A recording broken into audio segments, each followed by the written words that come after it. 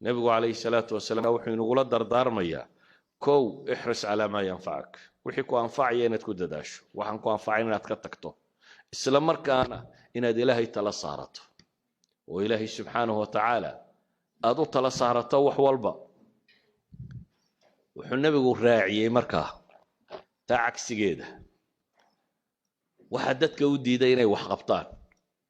walaa tacjis buu nabigu leeyahy calayhi salaatu wasalaam تعجز هي تعجز لبضب والله ورن كان أبو هذا إمام النووي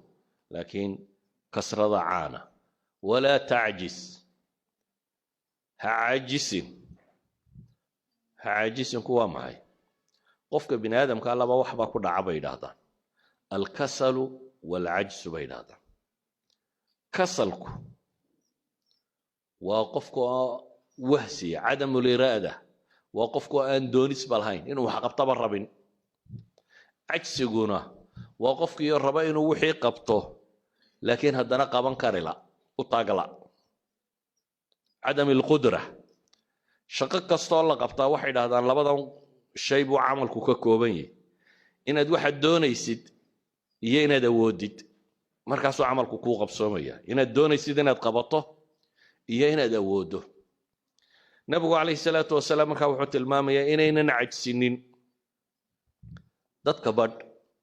ayaa wax kastoo ay qabtaan taswiif ku sameeya insha Allah baraan samayn doona war maanta aad qaban karaysaa maxaa bari camal kale u dhigo ma ay baraan samayn doona wax kasta bari u dhigaya ama ma aha barnaamijyo iyo barnaamij buu degaya markaasuu leeyahay insha Allah saasaan yeelaya sanadka dambe quraankaan xifdinaya sanadka dambe waxaan rabaa jaamacadda ee balas inaan kaga baxo إن شاء الله وحن ربا وقت صو صعدة تجارة دا سينا قالوا وحن ربا كتب طائنا دكتو وحن ربا عبادة داينا سمايو لكن أفكو كليه وبرنامج أفكا عمل مقاريو اسمه بدل يوم حي وحعمل اسمه بدل يوم إن وحلا بلانقرية محومة لكن واحد بلانقرين يسوينه يا واحد أو دوقة بنكر سمرك كوات شيء في مقدورك وينو يي وانا قف ريانا ينقون تتكبر با داي دريمينج هذا سوتش هذا ينت ريوتا ماها وحانت سمين كرين هذا تكود ودوا ريا خلون dadkii hurda riyooda dadka soo jeedana qaar baa riyooda oo mar hadaad waxaanad qaban karayn aad ka fikirayso waad riyoonaysaa waxaad balaangaraysay waxaad qaban karto waa inuu noqdaa marka labaadna وينت فلسة فلنتو dadka badhba fulanima haysa arma dadku kula yaaba arma sixul lagu eega arma shaki un baa bas kaga soo ururaya dadka badh oo wixii uu qaban lahaa u diidaya arma lagu yiraahdaa waxaan weystusaya waxaan kan buu sameynaya laakiin nabigu wuxuu ina leeyahay ihris ala ma yanfa'uk wasta'in billah wala ta'jis مرنا بها عاجز بل النبي عليه الصلاة والسلام صحابي وشقين شري أنس بن مالكها أيوه حليه أنو نبي وشقين أيوه حنبان مغلا يسقو كعل علينا يوله اللهم إني أعوذ بك من الهم والحزن والعجز والكسل والبخل والجبن وضلع الدين وغلبة الرجال يسقو كعل علينا يوله إله هو حنكام مغنقلي warwarka iyo walbahaarka iyo tiiraanyada iyo murugada hamigu waa waxa soo socda oo qofku ka warwaro mustaqbalka oo la madoobaada oo dabeetana qofku warwaro xusniguna waa wixii ka tagay qofka oo tiiraanya iyo murugo ku reeba idan waa laba warwar ama laba walbahaar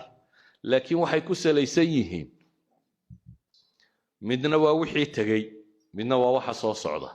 nabigu calayhi salaatu wasalaam labadaba ilaahay buu ka magan galay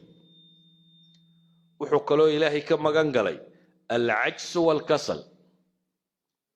waa labadan xanuunaynu hadda sheegaynay qofku inuu cadam al-qudra inuu xawoodi waayo ama in doonistuba ka dhimato doonistuba inay ka dhimato oo dadka badhba wahsiga iyo hurdada mooda inay nimco tahay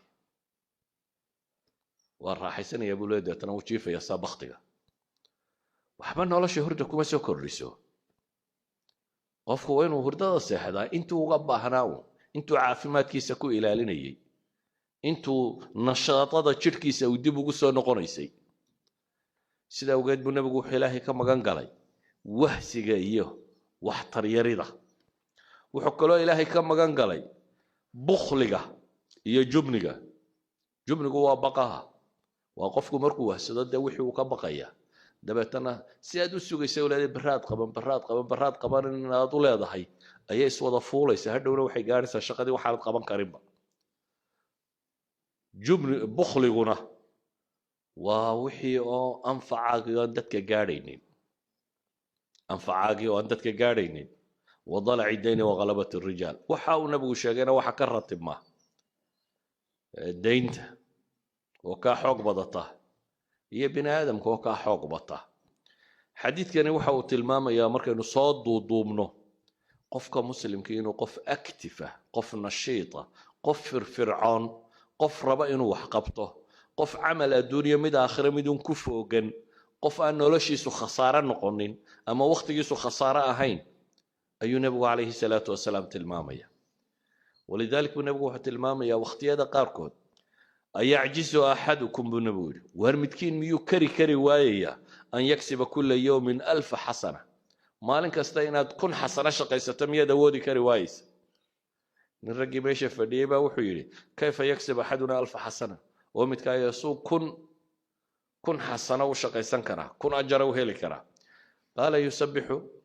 100 tasbiixa fayuktub lahu 1000 xasana dee 100 goor baad subxaan allah odhanaysaa iyo waxa lagu qoraya subxaan allah intay kaa qaadanaysa 100 gooroo subxaan allah waa less than 1 minute ka waran hal daqiiqo oo noloshaada ka mid ah haddaad 1000 xasano shaqaysan karto saacaddii misaad shaqaysan karaysa waxa meesha taalla markaa nabigu wuxuu leeyahay qofkaasi subxaan allahi yidhaahda ee tasbiixda la yimaada 1000 xasanana waa loo qoraa aw yuxatu canhu 1000 khati'a ama 1000 dambaa laga dhigaa cajsigu dad buu gaadhay inay xataa awoodi kari waayeen inay ilaahay baryaan ilaahay baryadiisa xataa inay ka gaabsadaan sawgeed buu nabigu wuxuu leeyahay acjasu nnaasi man cajasa can idducaa acjasu nnaas man cajisa can idducaa dadka waxaa u caajisnimo badan dee ninka awoodi kari waaye ilaahay inuu baryo wa abkhalu nnaasi man bakhila bisalaam dadka waxa kaloo u bakhaylsan buu nabigu leeyahay calayhi salaatu wasalaam qofka dadka kala bakhayla inuu ku yidhaahdo assalaamu calaykum assalaamu calaykum waa duco inaad dadka u ducaysad kala bakhaylaysa